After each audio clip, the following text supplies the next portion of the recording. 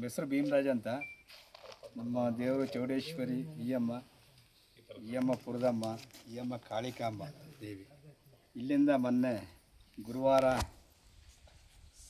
ಮಧ್ಯಾಹ್ನ ಒಂದು 2 ಗಂಟೆಗೆ ಮೇಲ್ಕುಂಟೆ ಗೊಲ್ಲಳಿಗೆ ಹೋಯ್ತು ದೇವರು. ಅಲ್ಲಿಗೆ ಹೋದಾಗ ಏನಾಯಿತು ಅಂದರೆ, ಸಂಜೆ ಸುಮ್ಮನಿದ್ದು ಮೆರವಣಿಗೆ ಆಗಬೇಕಾದ್ರೆ ಅವರು ಬೇರೆ ಥರ ಹೋಗಿ, ಇಲ್ಲೆಲ್ಲ ಯಾಕೆ ಬರ್ತೀರಾ, ಯಾಕೆ ಇದು ಮಾಡ್ತೀರಾ, ನಿಮ್ಮ ದೇವರಲ್ಲಿ ಏನು ಇದೈತಿ ಅನ್ನೋದು ಬೇರೆ ಥರ ಮಾತಾಡಿದ್ರು.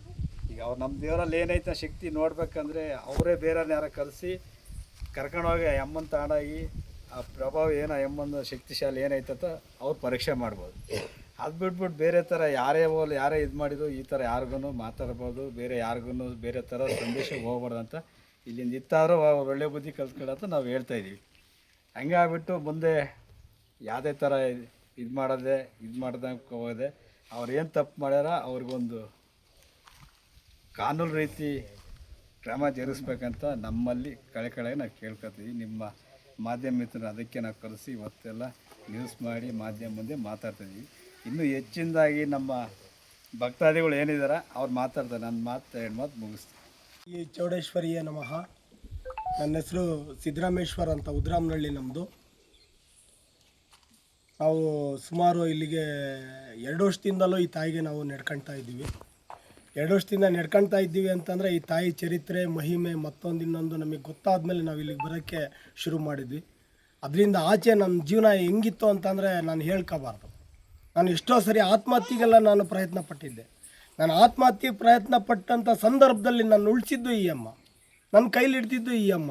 ನಮ್ಮ ಏನೆಲ್ಲ ಇವತ್ತು ನಾನೊಂದು ಯಶಸ್ವಿ ಮೆಟ್ಲು ಹತ್ತಿದ್ದೀನಿ ಅಂತಂದರೆ ಅದಕ್ಕೆ ಕಾರಣಕರ್ತೆ ಈ ತಾಯಿ. ನಮ್ಮ ಕಣದಲ್ಲೂ ಸಹ ನಾವು ಆ ತಾಯಿ ಹೆಸರು ಹೇಳ್ಕೊಂಡು ಇವತ್ತು ಒಂದು ತನ್ನ ಉಮ್ತಾ ಇದ್ದೀವಿ. ಇವತ್ತು ನಮ್ಮ ಮಕ್ಕಳು ಮರಿ ಎಲ್ಲ ನಾವು ನೆಮ್ಮದಿಯಾಗಿದ್ದೀವಿ. ನಮ್ಮ ಜಮೀನಿನಲ್ಲಿ ಸಹ ನಾವು ಒಳ್ಳೆ ಬೆಳೆಗಳನ್ನ ಬೆಳೀತಾ ಇದ್ದೀವಿ, ಒಳ್ಳೆ ವ್ಯವಹಾರಗಳ್ನೂ ಸಹ ಮಾಡ್ತಾಯಿದ್ದೀವಿ.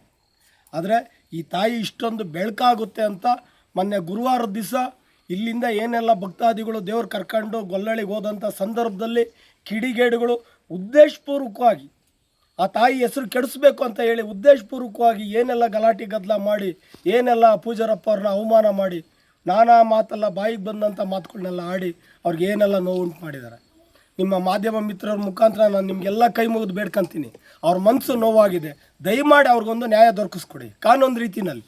ಇವರೆಲ್ಲ ಬಂದು ತಾಯಿ ಶಕ್ತಿ ಏನಿದೆ ಅಂತ ಪರೀಕ್ಷೆ ಮಾಡೋ ಅಂಥ ಒಂದು ಸಂದರ್ಭ ಇವತ್ತು ಸೃಷ್ಟಿ ಆಯಿತು. ನಾವೆಲ್ಲ ನಮ್ಮ ಗ್ರಾಮಗಳಿಗೆ ಕರ್ಕೊಂಡೋಗಿ ನಾವು ಇಂಥ ಕಡೆನೇ ನೀರಿನ ಪಾಯಿಂಟ್ ಐತೆ, ನೀನು ತೋರಿಸ್ಬೇಕು ಕಣಮ್ಮ ಅಂತ ನಾವು ಕೂತ್ಕೊಂಡಾಗ ಅಲ್ಲಿಗೆ ಹೋಗಿ ನಿಂತು ಇದೇ ನಿಮ್ಮದು ನೀರಿನ ಪಾಯಿಂಟು ಅಂತ ಹೇಳಿ ಆ ತಾಯಿ ನಮಗೇನೆಲ್ಲ ಕುರು ಕೊಟ್ಟಿತ್ತು. ಇವತ್ತು ಮಾಧ್ಯಮ ಮಿತ್ರರು ಸಹ ಪರೀಕ್ಷೆ ಮಾಡಿದಂಥ ಸಂದರ್ಭದಲ್ಲಿ ಅವ್ರಿಗೂ ಸಹ ಕುರು ಕೊಟ್ಟಿದೆ ಆ ತಾಯಿ. ಆದರೆ ಗೊಲ್ಲಳ್ಳಿಗೆ ದೇವರು ಹೋದಂಥ ಸಂದರ್ಭದಲ್ಲಿ ಏನೆಲ್ಲ ಕಿಡಿಗೇಡಿಗಳು ಮಾಡಿದಂಥ ಒಂದು ಅವಮಾನ, ಒಂದು ಗಲಾಟೆಗಳಿಗೆ ನಮಗೆ ಭಾಳ ಮನಸ್ಸಿಗೆ ನೋವುಂಟಾಗಿದೆ. ಇವತ್ತು ನಾವು ಹಿಂದೂ ಧಾರ್ಮಿಕ ಸಂಸ್ಕೃತಿ ಪ್ರಕಾರ, ನಮ್ಮ ಸನಾತನ ಧರ್ಮದ ಪ್ರಕಾರ ಅವರವರ ಪ್ರೀತಿ, ಅವರವರ ಇಚ್ಛೆ, ಅವರು ಯಾವ ದೇವ್ರುಗಳಿಗೆ ನಡ್ಕೋಬೇಕು, ಅಲ್ಲಿ ದೇವಸ್ಥಾನಗಳಿಗೆ ಹೋಗ್ಬೇಕು ಅಂತಕ್ಕಂಥ ಮನೋ ಇಚ್ಛೆ ಅವ್ರಿಗೆ ಬಿಟ್ಟಂಥ ವಿಚಾರ.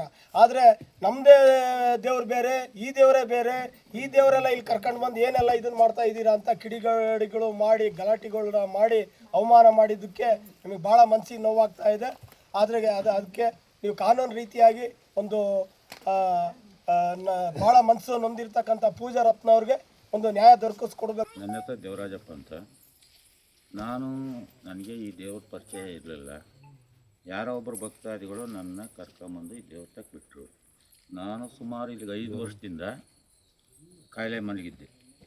ಎಲ್ಲ ಇಡೀ ಕರ್ನಾಟಕ ಎಲ್ಲ ಸುತ್ತಿದ್ದೀನಿ. ನಾನಿರೋದು ಬೆಂಗಳೂರಲ್ಲೇ. ಸುತ್ತಿದ್ರು ನನಗೆ ಎಲ್ಲ ಹಾಸ್ಪಿಟ್ಲ್ಗಳಿಗೆಲ್ಲ ನೆಗೆಟಿವ್ ಏನೂ ಇಲ್ಲ ಅಂತ ಬರೋದು. ದೇವಸ್ಥಾನಕ್ಕೆ ಹೋದರೆ ಅವ್ರು ಮಾಟ ಮಾಡ್ಯಾರ, ಇವ್ರು ಮಾಟ ಮಾಡ್ಯಾರ ಅಂತ ದೇವ್ರುಗಳು, ಪಂಡಿತರುಗಳು ಇದು ಹೇಳಿದರು. ಎಲ್ಲೂ ಪ್ರತಿಫಲ ಸಿಕ್ಕಲಿಲ್ಲ. ಹುಬ್ಳಿ, ಗುಲ್ಬರ್ಗ, ರಾಯಚೂರು ಎಲ್ಲ ಕಡೆಯಲ್ಲೂ ಸುತ್ಕೊಂಬಂದೆ. ಕೊನೆ ಲಾಸ್ಟಿಗೆ ಯಾರೋ ಒಬ್ಬರು ಹೇಳಿದರು, ಇಲ್ಲಿಗೆ ಹೋಗಿ ನೋಡೋಣ ಅಂತಂದು ಬಂದೆ. ಬಂದ ಮೇಲೆ ನನಗೊಂದು 4 ಆಣಿ ಭಾಗ ಕಡಿಮೆ ಆಯಿತು. ಅವ್ರು ಏನು ಕೊಟ್ಟರೋ ಒಂದು ಪ್ರಸಾದ ಕೊಟ್ಟರು, ಕಡಿಮೆ ಆಯಿತು. ನನಗೊಂದು ಸ್ವಲ್ಪ ನಂಬಿಕೆ ಬಂತು. ನಂಬಿಕೆ ಬಂದಾಗ ಇವರೆಲ್ಲ ನಮ್ಮ ಊರುಗಳಿಗೆ ಕರ್ಕೊಂಬರ್ತಿದ್ರು. ನಾವು ಜೊತೆಲೇ ಓಡಾಡಿದ್ವಿ. ಈಗ ಕೇಳಿದ್ವಿ ಪೂಜಾರಪ್ಪನ, ಹಿಂಗೆ ಇನ್ನೂ ನನಗಿದೈತೆ, ಮನೆಗೆ ಬರಬೇಕಪ್ಪ ಅಂತ ಪೂಜಾರಪ್ಪರು ಹೇಳಿದರು. ಮನೆಗೆ ಬರಬೇಕು ಅಂತ ಹೇಳಿಲ್ಲ, ಇಲ್ಲಿಗೆ ಬರಬೇಕು ಅಂತ ಅಂದರು. ಇಲ್ಲಿ ಬರೋ ಬದಲು ನಮ್ಮೂರಿಗೆ ಕರ್ಸೋಣ ಈ ಅಮ್ಮನ, ನಮ್ಮ ಮನೆಗೆ ಒಂದಿನ ಬಂದು ಹೋಗಲಿ, ನಮ್ಮ ಹಿಂದೂ ಸಂಪ್ರದಾಯ ಪ್ರಕಾರ ನಮ್ಮದೇ ದೇವ್ರು ಬಂದಂಗೆ ಆಗುತ್ತಲ್ಲ, ಮನೆಗೆ ದೇವ್ರು ಬಂದು ಅಂತ ನಾನು ಅಂದ್ಕೊಂಡು ಈಗ ಒಪ್ಪತ್ತು ಇವ್ರನ್ನ ಕೇಳಿದೆ. ಆಯಿತು ಹೋಗೋಣ ಅಂದರು. ನಾನು ಎಲ್ಲ ರೆಡಿ ಮಾಡ್ಕೊಂಡು ಮಾಡಿ ಎಲ್ಲ ಮಾಡಿದೆ. ಅವತ್ತು ಸಾಯಂಕಾಲ ಹಿಂಗೆ ಸಮಸ್ಯೆಗಳು ಊರಿನಲ್ಲಿ ಅದಕ್ಕಿಂತ ಮುಂಚೆಲೂ ನಡೀತಲೇ ಇತ್ತು ಇದು.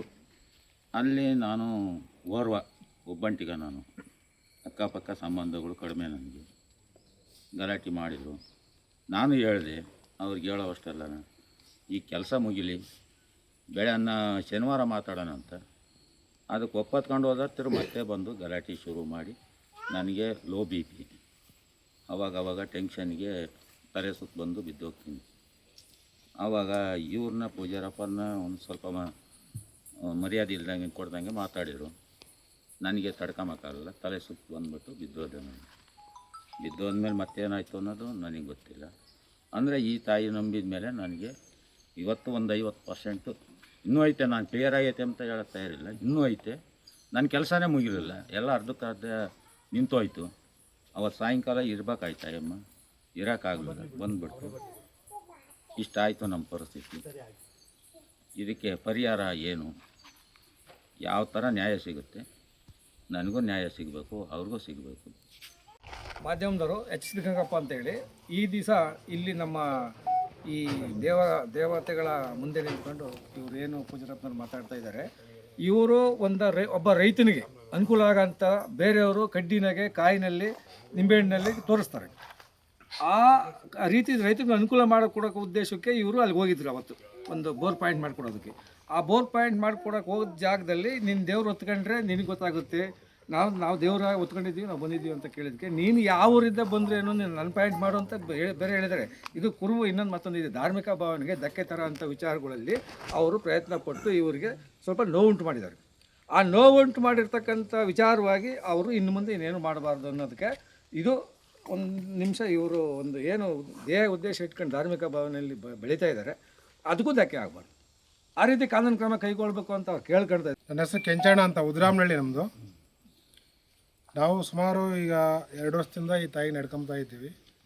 ಮುಂಚೆ ನಮ್ಮ ಪರಿಸ್ಥಿತಿ ಹೆಂಗಿತ್ತು ಅಂದರೆ, ಏನಿಲ್ಲ, ಮನೆಯವರಿಗೆ ಬೆನ್ನು ನೋವು, ಕೈ ಕಾಲು ಹೊಡ್ತ, ಯಾವ ಹಾಸ್ಪಿಟ್ಲಿಗೆ ಹೋದ್ರೂ ನಾರ್ಮಲ್ ಅಂತ ಬರೋದು. ಕಾಯಿಲೆ ಮಾತ್ರ ವಾಶ ಆಗ್ತಿರಲಿಲ್ಲ, ಬರೇ ಸುತ್ಕೊಂಡು ಮನೆಗಂತಿದ್ದೆ. ನಾವು ಈ ತಾಯಿಗೆ ಬಂದು ಮೊರೆ ಹೊಕ್ಕಿದ ಮೇಲೆ ನಮಗೆ ಇರ್ತಕ್ಕಂಥ ಕಷ್ಟ ಕಾರ್ಪಣ್ಯಗಳನ್ನೆಲ್ಲ ಎಮ್ಮ ತೊಡೆದಾಕಿ ನಮ್ಮನ್ನು ಇವತ್ತು ಮೇಲೆತ್ತಿದ್ದಾರೆ, ಕೆಳಗಿತ್ತಿದ್ದಾರೆ. ಪೂರಾ ಪಾತಾಳಕ್ಕೆ ಬಿದ್ದಿದ್ದೀವಿ ನಾವು.